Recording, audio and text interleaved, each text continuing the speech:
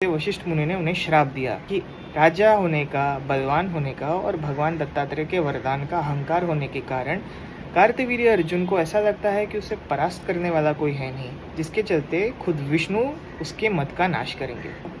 जब कार्तवीर्य अर्जुन को ये रियलाइज हुआ कि उन्हें ऐसा श्राप मिला है, सबसे प्रथम तो उन्होंने सारे वृक्षों को पुनर्जीवित कर दिया, जो कि तपोबल उनमें था। उसके बाद वो स्वर्ग गए। स्वर्ग में उन्होंने देवताओं को परास्त किया और स्वर्ग वैसा ही छोड़कर वो वापस आ गए।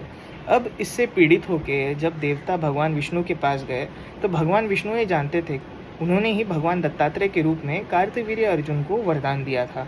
उसके चलते उन्होंने देवताओं को ये आश्वस्त किया है कि मैं अवतार देके कार्तवीर्य का नाश अवश्य करूंगा।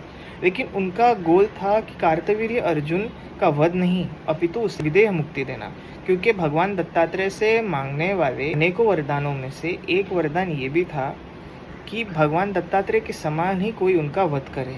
और भगवान दत्तात्रेय क्योंकि उनके इष्ट थे, वो तो वध नहीं करने वाले थे, तो या तो उनके कोई अवतार या उनसे उत्पन्न होने वाली कोई विभूति ये कर सकती थी, जो कि थे भगवान परशुराम। भगवान परशुराम कार्तवीर्य अर्जुन के समान भगवान दत्तात्रेय के शिष्य हैं। भगवान दत्तात्रेय से उन्होंने श्री विद्या और बगलामुखी मंत्र की साधनाएं प्राप्त की थी और श्री विद्या के प्रमुख गुरुओं में से वो एक बने।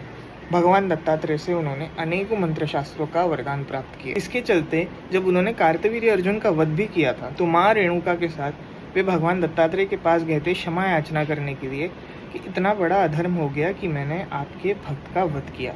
तो कार्तवीर्य अर्जुन उन्होंने जो गाय भी चुराई थी, दत्त महात्म्य ग्रंथ के अनुसार वशिष्ठ मुनि के श्राप के कारण उनके बुद्धि पर वो प्रभाव था, जिसके चलते ऐसा कर्म घटित हुआ कि भगवान परशुराम को उनका वध करना पड़े।